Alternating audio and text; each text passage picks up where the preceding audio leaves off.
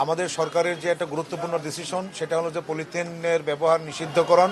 সেই নিষিদ্ধকরণের বিষয়ে কিভাবে এটাকে কার্যকর করা যায়, কিভাবে অভিযানকে আরও জোরদার করা যায়, সে ব্যাপারে বিস্তারিত আলোচনা অনুষ্ঠিত হয়েছে। এবং আমরা সিদ্ধান্ত নিয়েছি যে আমরা বলেছি যে আমাদের এই পলিথিনের ব্যবহার বন্ধ করতে হবে, এবং এই পলিথিনের ব্যবহার বন্ধ করার ক্ষেত্রে সরকারের পাশাপাশি জনগণেরও গুরুত্বপূর্ণ ভূমিকা আছে, বিভিন্ন স্টেক হোল্ডারের গুরুত্বপূর্ণ ভূমিকা আছে।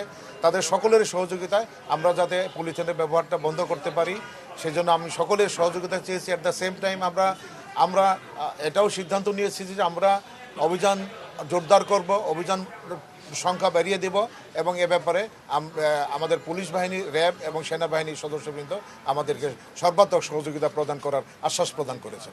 কিচেন মার্কেটে পলিথিন শপিং ব্যাগ এটি হচ্ছে ব্যবহার অভ্যাস। একটু আগে যেটি বললাম, আমাদের অভ্যাসগত পরিবর্তন আনতে হবে। যদি বাড়িতে পরিবেশ বান্ধব ব্যাগ তো আমাদের আছে, আপনি 25 টাকা 30 টাকা যাই হোক না কেন একবার ক্রয় করলে ওটি 6 মাস 1 বছর ব্যবহার করতে পারবেন। ওটা নিয়ে যদি আপনি বাজার করতে আসেন, সেটি বড় শপিং মলে হোক বা কিচেন মার্কেটে হোক, এই অভ্যেসটা যদি তৈরি করা হয়, তাহলে কিন্তু আর দোকানদারের সঙ্গে গিয়ে বার্গেনিং করতে হয় না যে আমাকে তুমি সব দায়িত্ব নিয়ে আমাকে সব দ্রব্যাদি ভরে দাও। তাহলে আপনি বলবেন যে আমার এই ব্যাগে সব দিয়ে দাও। যেটি অভ্যেসটা আমাদের পূর্বপুরুষরা বা যে অভ্যেসটা ছিল, সেইটাই কিন্তু আমাদের মাননীয় উপদেষ্টাও বলেন, সেই অভ্যেসটি পুনরাবৃত্তি করবার জন্য আমরা চেষ্টা চালাচ্ছি।